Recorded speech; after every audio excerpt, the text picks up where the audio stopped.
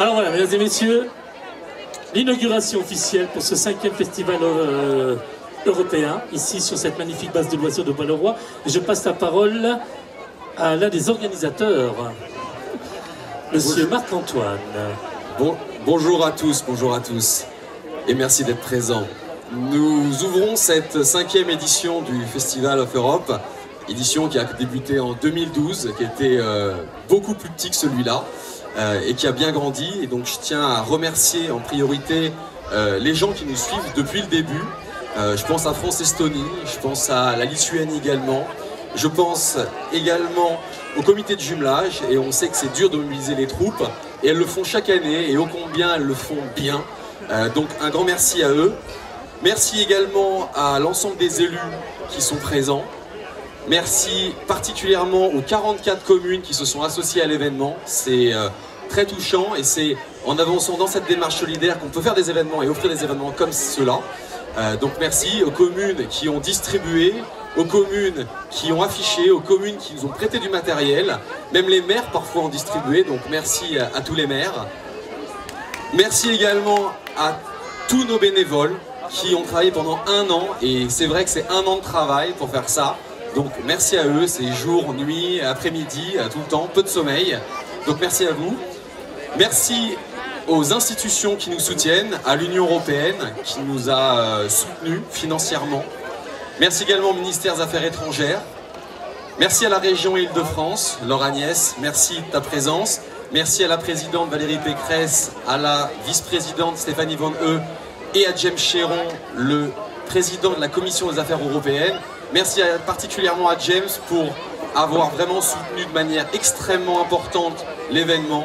C'était très important pour nous et on le remercie très chaleureusement. Merci également au département de Seine-et-Marne, Isoline, merci de ta présence, vice-présidente, merci de ta présence. Et merci également à tous les sponsors privés, parce que c'est vrai que les événements comme ceux-là doivent se financer, et puis nous on a à cœur de maintenir cet événement gratuit pour permettre à n'importe quelle famille de pouvoir venir à l'événement, rencontrer l'Europe, rencontrer les cultures et faire en sorte qu'on se comprenne mieux et qu'on avance ensemble demain. Donc merci au groupe privé Aton, à la société BMA, VSE, à Bricomarché, à Renault de Fontainebleau, au groupe Rougnon, à Air Baltique, à la société Tetris, Anselmo, aux bases de loisirs donc de Bois-le-Roi qui nous accueille, mais également de Butier qui nous fournit un super mur d'escalade, et à son président Pierre Baquet. Merci à BLR Audiovisuel qui va nous faire des images fantastiques tout le week-end. Également merci à Air Baltique, Air Europa, à la radio Évasion également. Sans oublier Brunettante. Et le dernier pour la fin, merci à la société Exolite et Laurent qui nous fait un podium somptueux avec un son superbe. Et en plus ils sont extrêmement arrangeants, alors mesdames et messieurs les maires, si jamais vous avez besoin un jour, n'hésitez pas. 2 petits mots sur l'Europe avant de passer la parole au député européen d'Île-de-France Guillaume Balas. À l'heure où l'Europe vit des moments très difficiles, il nous a paru, et il nous paraît extrêmement important de mettre en place des animations, des activités comme celle-là, pour l'Europe des citoyens, pour que les gens puissent se rencontrer, apprendre, connaître l'Europe, parce que l'Europe paraît peut-être un petit peu lointaine, alors qu'elle ne l'est pas, elle est dans notre quotidien. Et même si il y a de ces difficultés, c'est 500 millions de citoyens européens, riches de leur diversité, qui font cette richesse de l'Europe, et nous, c'est ce qu'on souhaite montrer, on souhaite montrer cette richesse européenne. Vous allez découvrir au cours du week-end différentes salons et savoir-faire d'ici, mais également d'Europe. Vous allez avoir des débats sur des sujets brûlants de l'actualité comme les migrants, Schengen, la Turquie, avec des députés nationaux, mais également des députés européens et des spécialistes d'affaires européennes. Et à l'heure où on fête les 65 ans du premier traité unificateur de l'Union européenne, le traité du CECA comme on appelle, il est important de nous interroger sur l'héritage des pères fondateurs et également ce que nous voulons en faire. Et c'est aussi ce qu'on essaie, nous, de passer comme message. C'est voilà, quelle Europe nous voulons dessiner. Et c'est pour ça, et encore merci à tout le monde. Profitez vraiment, profitez de cet événement. Et vous allez ressortir d'ici avec la tête pleine de couleurs. Merci à tout le monde. Et je donne la parole à monsieur le député européen. Merci à vous.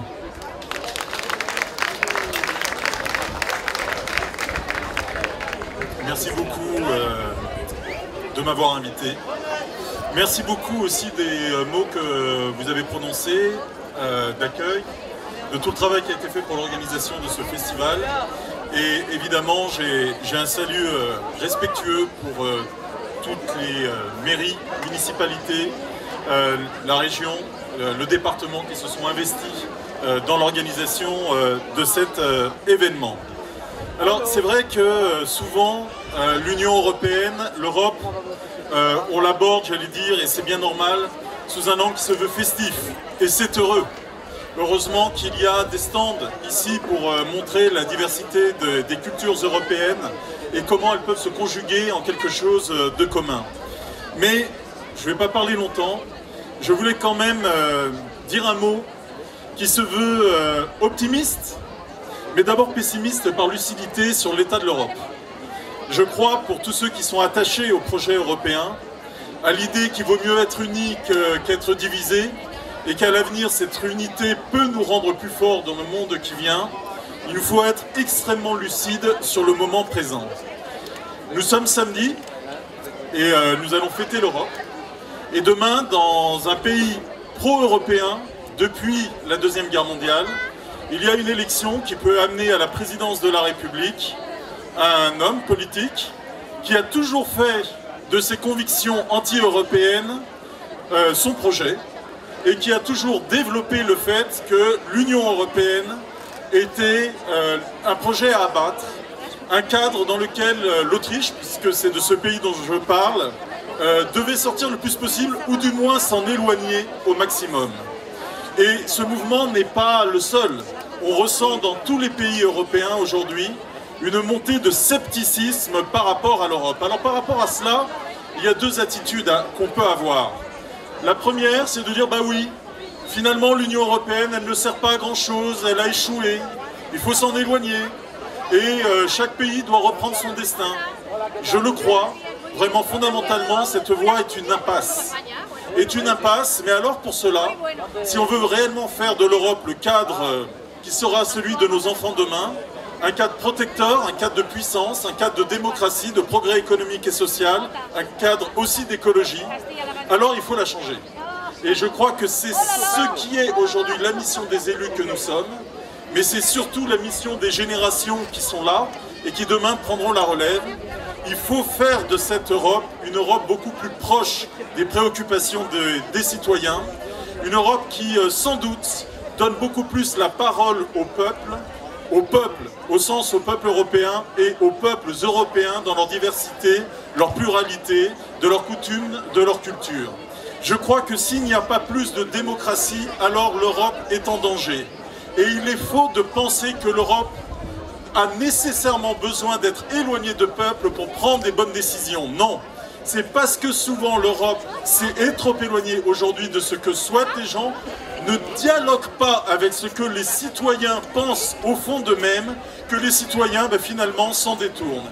Alors pour rendre l'Europe plus forte, pour la rendre plus grande, plus protectrice, pour lui faire jouer un rôle plus important demain, rendons l'Europe au peuple, que l'Europe n'ait pas peur des peuples, et alors les peuples n'auront pas peur de l'Europe. Merci. Merci, monsieur le député. Madame la sénatrice. Merci beaucoup. Monsieur le député européen, madame la conseillère régionale, madame la conseillère départementale, mesdames et messieurs les maires, et vous en particulier, cher Marc-Antoine Cézetti, je tiens à vous féliciter pour avoir, depuis 5 ans, porté ce projet et en avoir fait ce qu'il est aujourd'hui, c'est-à-dire un lieu de rencontre, un lieu où l'on peut dialoguer sur les différentes cultures européennes et où l'on peut forger la citoyenneté européenne. Alors merci pour ce que vous faites parce que c'est extrêmement important.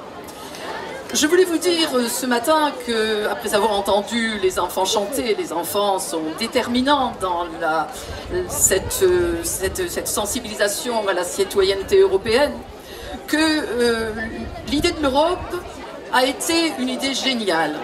C'était l'idée de ce qu'on a appelé les pères de l'Europe en 1950, c'était l'idée de notamment Robert Schuman dans sa déclaration du 9 mai 1950, le 9 mai, la fête de l'Europe, parce que sa déclaration a été faite ce jour-là. Et bon, Ensuite, il a fallu signer un traité. Les 6 premiers pays fondateurs ont signé un traité, le premier traité, sur l'économie, la CECA, et ça a permis d'apporter la prospérité sur le continent européen. Voilà, alors était-ce suffisant? Certainement pas, parce que les années qui ont suivi nous ont montré qu'il fallait aller encore plus loin, et les différents traités y ont contribué. Mais les différents élargissements à 28 pays ont fait que les choses deviennent de plus en plus difficiles. Moi, je suis tout à fait favorable à l'élargissement aux pays de l'Est et à tous les élargissements qui ont eu lieu. Mais il faut pouvoir donner une suite à ce que les pères fondateurs ont voulu. Et non, il nous appartient peut-être de refonder l'Europe. C'est un enjeu déterminant pour l'avenir. Parce qu'actuellement, on voit qu'il y a une résurgence des nationalismes et que beaucoup de pays ne sont plus favorables à l'Europe. Ce en quoi ils ont tort, mais il faut travailler à forger ce que vous faites aujourd'hui, cette sensibilité européenne. Je crois que les communes, mesdames et messieurs les maires, le font très bien. Cet apprentissage de la citoyenneté se fait dans les communes et notamment au travers des jumelages. Depuis 50 ans, où ont été signés les premiers jumelages, un travail important se fait dans les communes. Il y a eu d'abord les jumelages franco-allemands pour assurer la paix, et ensuite tous les jumelages contribuent à cette meilleure connaissance de l'Europe et ces liens entre citoyens. Je peux en parler d'expérience parce que j'ai animé pendant 30 ans les jumelages de la ville de Melun. Les 3 jumelages qui ont été signés successivement avec une ville allemande, avec une ville britannique, avec une ville italienne. Et j'ai aussi mis en place en 1992 un projet scolaire qui s'appelle Melun Ville d'Europe et qui vit toujours depuis 24 ans. C'est, je crois, là, auprès des citoyens, auprès des enfants, que l'on peut penser à l'avenir de l'Europe et y travailler et faire en sorte que les Français connaissent mieux les peuples européens et aient envie de travailler avec eux. Voilà ce que je voulais dire aujourd'hui, en vous remerciant encore et en vous disant qu'il faut aller de l'avant, il faut continuer. Vive l'Europe! Merci beaucoup. On prend note pour le comité de jumelage de Melun l'année prochaine. On compte sur vous, on mobilise à fond. Madame la conseillère régionale, Charles-Agnès. Mesdames, Messieurs les parlementaires, Monsieur le conseiller régional, Madame la vice-présidente du conseil départemental, Monsieur le maire de Bois-le-Roi, Mesdames, Messieurs les maires, Mesdames, Messieurs, bonjour. C'est un réel plaisir pour moi de me trouver parmi vous aujourd'hui pour l'ouverture de ce festival qui, en quelques années, puisque nous en sommes à sa 5e édition, s'est imposé comme un rendez-vous majeur pour tous ceux qui, comme vous, comme moi, qui suis d'ailleurs né la même année que le traité de Maastricht en 1992, souhaitent porter et surtout donner à voir un autre regard sur l'Europe. En 2016, nous commémorons, vous l'avez rappelé, les 65 ans de la CECA, l'ancêtre de l'Union européenne telle que nous la connaissons aujourd'hui, mais aussi les 15 ans de l'entrée de la Grèce dans la zone euro, un anniversaire qui suscitera ici même quelques débats à l'occasion des cafés-rencontres qui auront lieu tout à l'heure. Mais comment ne pas penser également à 1916 et au début de la bataille de Verdun? Pourquoi parler ici de Verdun? Parce qu'il est au fond presque irréel d'imaginer que voilà seulement un siècle, des jeunes Français, des jeunes Allemands, souvent à peine plus vieux que ceux qui aujourd'hui préparent le bac, quittaient leur famille pour monter au front, prendre dans les tranchées la place de leur père ou de leur frère, morts pour défendre leur patrie, dans une guerre que l'on qualifierait aujourd'hui de fratricide. Alors c'est vrai, la paix sur notre continent est désormais une telle évidence pour les nouvelles générations qu'elle ne suffit parfois plus à leurs yeux à justifier la poursuite de ce projet européen. Rappelons-nous pourtant et essayons d'imaginer l'effort qu'a dû représenter pour nos parents ou nos grands-parents Ce simple geste de tendre la main à l'ennemi d'hier pour en finir avec la haine et construire l'Europe telle que nous la connaissons aujourd'hui. Cette Europe, ce sont certes des institutions, un parlement, une monnaie, des politiques communes, contestées et débattues, d'autres qui sont plutôt appréciées. Mais au fond, et vous en apportez ici la plus belle des preuves, l'Europe, c'est d'abord et surtout une communauté de destin qui réunit dans leur diversité plus de 500 millions de citoyens. Au cours de ces 2 jours, c'est bien cette Europe-là que vous incarnerez et vous ferez vivre aux yeux de l'ensemble des festivaliers par des conférences, par des débats, mais aussi et surtout plus simplement par la célébration de cette culture, de ces valeurs et de ces solidarités concrètes qui désormais nous rassemblent. C'est pourquoi je veux profiter de ces quelques instants pour saluer au nom du Conseil régional d'Île-de-France et de sa présidente, Madame Valérie Pécresse, les organisateurs de ce festival, cher Marc-Antoine, et l'ensemble des bénévoles et vous dire, mesdames, messieurs, le plaisir que nous avons eu à vous apporter notre soutien. Ce soutien qui d'ailleurs vient contribuer à 1/4 du budget des dépenses de ce festival, pour lequel vos élus régionaux de Seine-et-Marne ont fourni un réel travail pour obtenir ce soutien financier auprès de la région. Je tenais à vous le préciser. Vous n'avez ménagé ni votre temps ni vos efforts, mais le succès est là et il fait honneur à chacun d'entre vous. Aussi, permettez-moi simplement de vous remercier et de vous féliciter pour votre engagement. Et à vous toutes et tous de vous souhaiter un excellent festival. Je vous remercie. Merci beaucoup. Madame la vice-présidente du département, chère Isoline. Mesdames et messieurs les élus, je ne vais pas tous vous resaluer à nouveau, cela a été très bien fait auparavant. Vous êtes nombreux, ça montre le soutien du festival des élus. Mesdames et messieurs les visiteurs, les chercheurs, les artistes, tous ici présents, cher Marc-Antoine, merci pour ce moment fort que ni les Seine-et-Marnais ni moi-même n'oublierons. Et je tiens à cet effet à remercier l'ensemble des personnes qui, de loin ou de près, ont participé à la réussite de cette belle rencontre euro-seine-et-marnaise.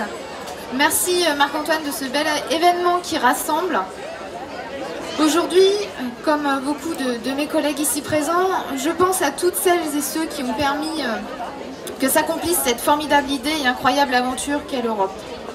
Je pense à ces hommes de conviction qui, au sortir de la guerre, ont eu l'audacieux projet d'unir des peuples meurtris et divisés au nom de cette idée si précieuse qu'est la paix. Et jamais cette ambition n'a été si forte qu'elle ne l'est à présent.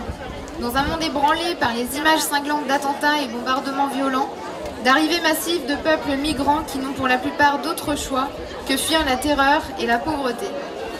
Face à cela, le projet européen prend tout son sens, celui d'un engagement commun, d'un équilibre, d'une voix dans la diversité de ses interactions et d'interdépendance, forge une même identité dynamique et multiculturelle. Une Europe qu'il nous faut, ne l'oublions pas, chérir et défendre. Et je crois que la France, comme la Seine-et-Marne, ne sont jamais plus elles-mêmes lorsqu'elles ont à cœur de défendre leur histoire, leurs valeurs et leur terroir. Personne n'est pour autant naïf. L'Europe d'aujourd'hui, comme celle d'hier, inquiète, souvent face à l'incapacité qui est la sienne à répondre au chômage de masse, aux inégalités sociales qui se creusent, à une société mondialisée dans laquelle il est facile de perdre ses repères. J'ai malgré tout envie de dire qu'il nous faut espérer plus que jamais et nous mobiliser. Car voilà ce qu'est le projet européen, faire preuve ensemble d'audace dans l'adversité. Oui, les évolutions et mutations auxquelles nous sommes confrontés sont nombreuses et exigent de repenser nos modèles, de mettre toute notre énergie, notre volonté à définir des projets structurants. L'Europe est un pont entre plusieurs cultures, idées, hommes et femmes. Elle est une partie de la solution. C'est pourquoi il nous faut renforcer les synergies entre les différentes échelles de gouvernance locale, nationale et européenne pour bâtir un modèle viable, intelligent et cohérent. Dans cette démarche, les territoires sont appelés à être des forces d'impulsion, de proposition et de progrès. Européenne, française et seine-et-marnaise, c'est ce que je suis, c'est ce que vous êtes, quel que soit le creuset dont vous êtes issus. Et c'est ce que nous célébrons ici, un destin commun qui nous fait envisager des perspectives, sans pour autant renoncer à ce qui fait notre identité propre. Colors of Europe, c'est en un sens le symbole de ce que mobilité, collectivité, institutions publiques, associations, entreprises et citoyens, nous sommes capables de réaliser. Et puis ce festival s'est éduqué par la pédagogie, encourager la participation des citoyens au processus démocratique, les impliquer et les faire acteurs de décisions qui impactent notre cadre de vie et préparent le monde de demain. Aujourd'hui, je représente également la réserve de biosphère de Fontainebleau et du Gâtinais, dont je suis présidente. Les réserves de biosphère, grâce au label UNESCO, sont aujourd'hui un réseau européen et mondial. Partage d'expériences et de solutions qui fonctionnent face à des défis comme les changements climatiques ou les effets de nos activités sur la nature et la biodiversité. Et au cours de ce festival, nous vous proposons conférences, expositions et enquêtes. Nous encourageons un développement durable basé sur les connaissances scientifiques, sur la diffusion et la participation de tous les citoyens dans le respect et la mise en valeur de la diversité naturelle et culturelle. Et parce que ma conviction de citoyenne, d'élue et de femme, c'est celle qui vise à dire que c'est l'addition d'initiatives locales et concrètes qui, mises bout à bout, participent d'une démarche globale et ambitieuse. Aujourd'hui, nous le prouvons, car pour générer un réel engagement européen, il faut sensibiliser les populations et rendre l'Union européenne plus lisible, plus accessible, soit un tout porteur de sens dans le quotidien de chacun. Le département de Seine-et-Marne, au travers de son président Jean-Jacques Barbeau, de ses élus, de ses agents, a souhaité vous accompagner dans cette démarche qui encourage et fait naître des initiatives favorisant la cohésion entre les villes et les campagnes européennes. Le département doit à ce titre être un espace de concertation et un relais de ses propositions. Notre président y est très attaché. Et je ne doute pas que ce week-end sera un véritable succès. Nous en avons relayé l'information, que ce soit par la presse ou les réseaux. Bref, je ne serai pas plus longue et vous souhaite à tous à présent une très belle journée avec ce magnifique soleil seine-et-marnais. Et je félicite, et je tiens à le faire publiquement, Marc-Antoine pour ce chaleureux festival et cette belle organisation. Merci. Merci à tous. On excuse Madame la députée qui va avoir du retard, Valérie Lacroute, mais qui prendra la parole par la suite. Et Monsieur le maire de Bois-le-Roi qui aussi a un peu de retard et qui prendra la parole par la suite. Merci encore une fois aux élus, merci à tout le monde et profitez de ce moment. Et nous vous invitons à prendre éventuellement un petit verre si vous le souhaitez. Maintenant que les discours sont passés, c'est possible. Merci à vous.